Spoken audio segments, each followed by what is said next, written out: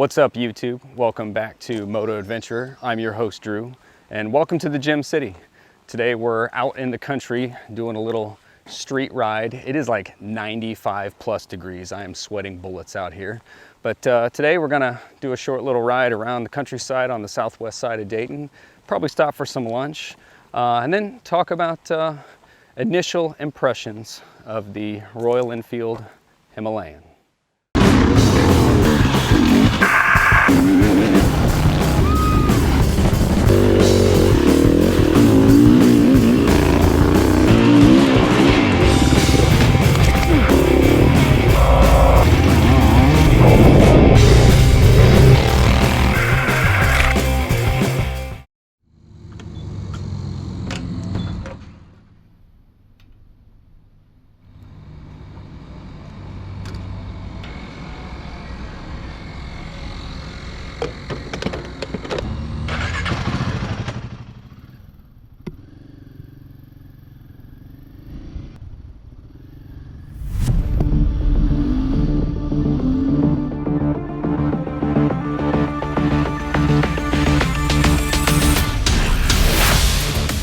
After topping off the tank, first things first, get south of Germantown and hit Brown's Run and Hinkle Road.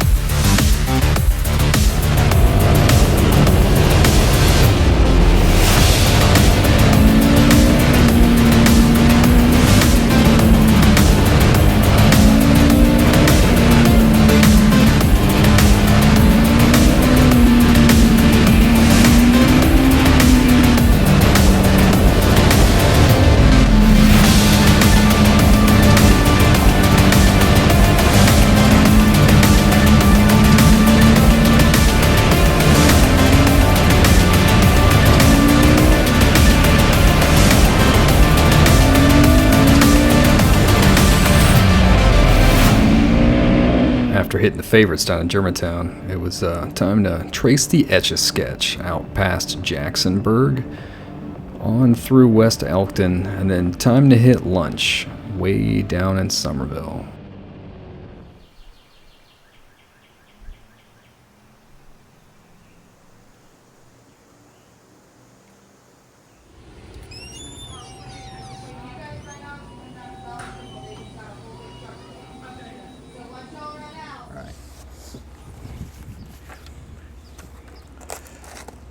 So today for lunch, we stopped at Megan's Grocery and Pizza. I'd never heard of this place before. I was out riding along on the route, and apparently this has been put up here since the last time I've been down this far south. I saw deep fried banana pepper rings, and I had to try that. So I went ahead and got the appetizer sampler. For longtime readers of the blog, I used to joke around as being like Lord of the street food. Anybody that knows me knows I love stopping at gas stations and getting whatever rare stuff is they have. So when I saw the banana pepper rings on there, which is these guys right here, I was like, all right, I gotta try that.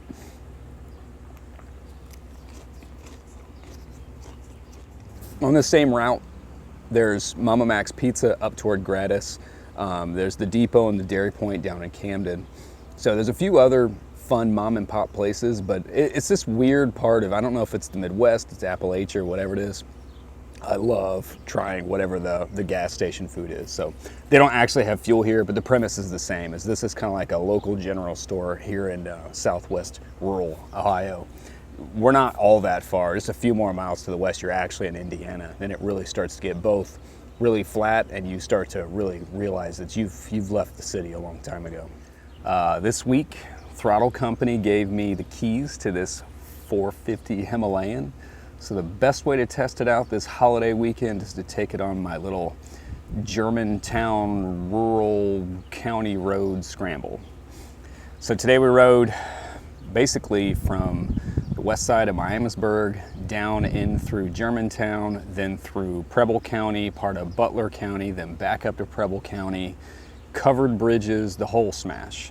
So this huge mix of like tar and chips, patchwork asphalt, some gravel roads, like the one gravel road in Montgomery County, and then just all the twisty pavement that I can find, basically what's in the Miami River watershed. I mean, here in the Midwest, There's not a lot of like super twisty roads. Unfortunately, we don't have mountains and whatnot, so we kind of have to deal with, you know, 90-degree turns on cornfields and stuff. But it's a fun mix. You know, the southwest side of Dayton has, you know, the mix of cornfields and tractors and silos, along with a few really beautiful twisty county roads that follow the creeks and stuff like that. So that stuff's great. So this is kind of the first break-in for the Himalayan 450. So to me, it's awesome to take it out on my favorite paved roads, because this is the stuff that I always cut my teeth on. If I've got an hour to go ride, I'm gonna go ride a bunch of this stuff in South Germantown. We got some more time today, so we're doing a lunch stop here along with the rest of the route. Leaving Somerville, routing out just to the outskirts of Camden with some of the twisty roads that way, and then swinging around way out in the sticks to try to avoid all the traffic around South Lochengrin Rake. Then headed back over toward Gratis, but stopping to check out a covered bridge right there.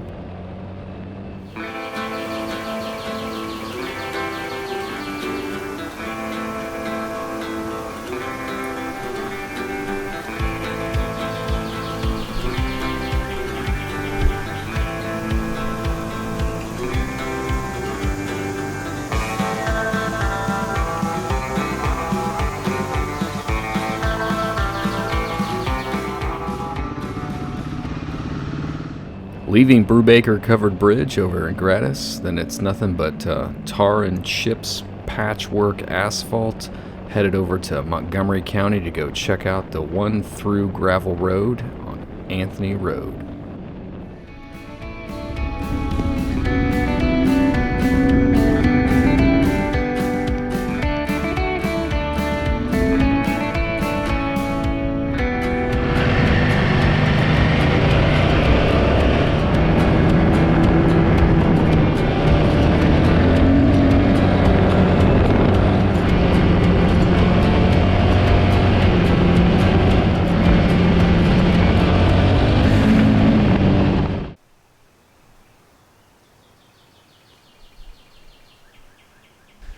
So long-time listeners to the podcast know we had Dylan Paul from Throttle Company on the show a while back, and he said, Drew, you should take a Royal Enfield Himalayan 450 for a test ride. We'll get you a demo. I was excited to do that.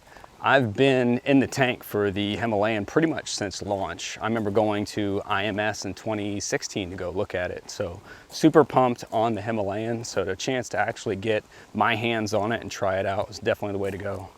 I've been on the bike now for about 400 miles or so. To me, one of the first things I noticed right away is, man, that engine is just a peach. I'm a sucker for character. Engine character is probably the biggest driver for me on whether or not I like a bike. So, man, the Himalayan has a lot of that stuff in spades. It's very different for a 450. It's a single thumper. It's a lot smoother than I would expect for a big bore 450. It's not like a KTM 500 or a KTM 450, which I'm more used to, but it's a street bike, right? It's something mild-mannered. It's not meant to be aggressive and racy. Similar to my WR250R, so it likes to be kept on the boil. Really, the 5,000 to 7,000 RPM range is really where things get fun. It's not all that different from some of the bigger KTMs if you're used to that engine character. It's kind of similar to that. Obviously, it's not this super powerful, ridiculous race engine. It only has like 40 horsepower, but compared to the 410 that everyone said 25 horsepower wasn't enough, like you're getting a lot of value for not a lot of money. One of the biggest things I'm a sucker for is, like I said, once that thing rolls onto 5,000 RPMs, this thing has a delicious snore. I can't wait to hear what it sounds like when it has an aftermarket pipe. On top of that, the power isn't like super impressive. I'm just really looking forward to seeing what it's like, since I'm sure it's a little corked up due to EPA restrictions. I mean, I don't say let's go spend thousands of dollars on EFI tunes and whatnot, but I imagine it is going to be a whole new bike if we just uncork it a little bit and tune it up just a hair, and it will sound amazing when that thing gets on the pipe. The seating position actually is something that took me a little bit of getting used to. I've told lots of people that the Himalayan 410, probably the most comfortable bike I've ever sat on from stock. just sitting on it for the very first time, closing my eyes and putting my hands on the bars, that bike was built for my frame. For a reference, today I'm 170 pounds at 5'10". So if you fall into this range, this stuff will make sense for you. So I'm average Joe Drew, right? The 450 is a little different. It's very comfortable, but I admit it's a marginally more aggressive stance. What surprises me the most is the seat leans forward a little bit, and I'm actually liking that.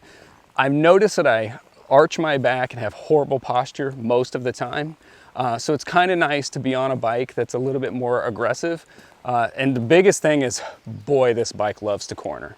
It's just awesome getting out on the pavement and just carving up whatever curves you can find. It's super confidence inspiring. The seating position is part of that, and the way that the bike is set up is part of that.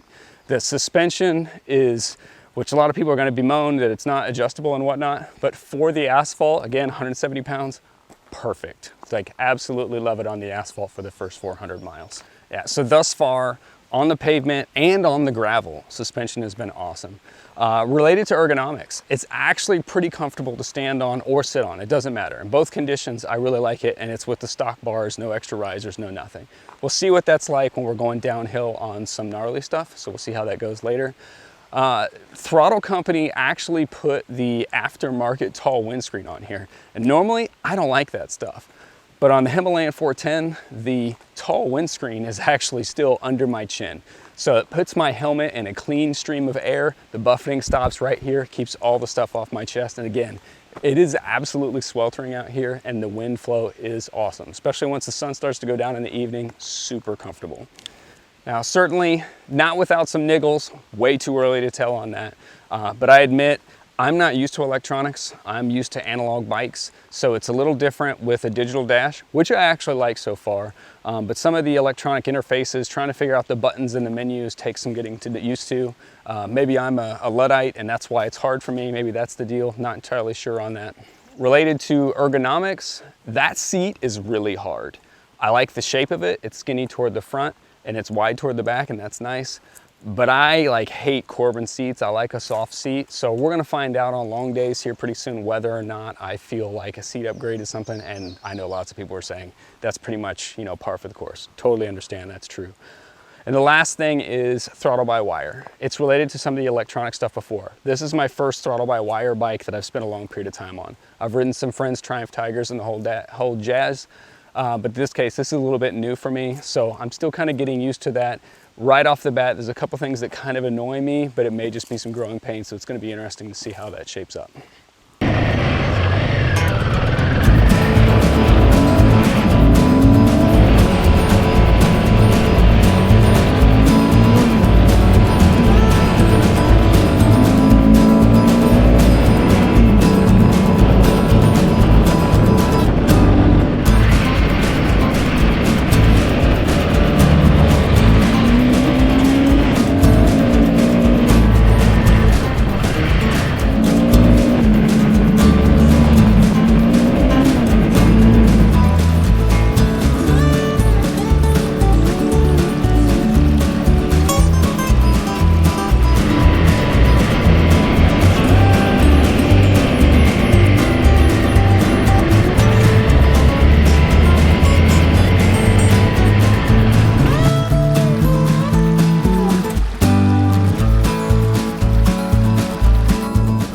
From Anthony Road, it was cutting through Germantown Metro Park and then running across the cornfields to get over to the Miami River hillsides for the last bit of twisties to wrap it up for the day.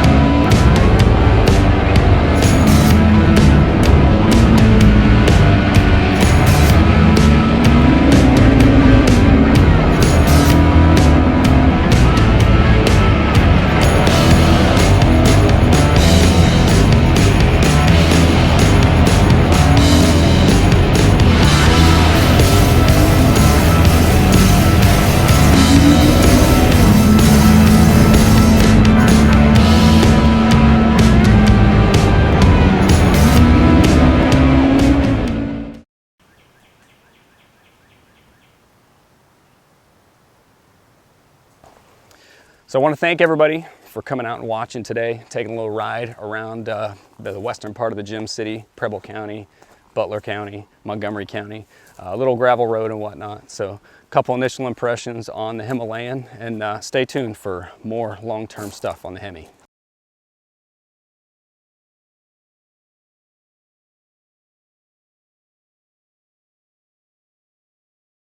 Yeah, it's not going to be,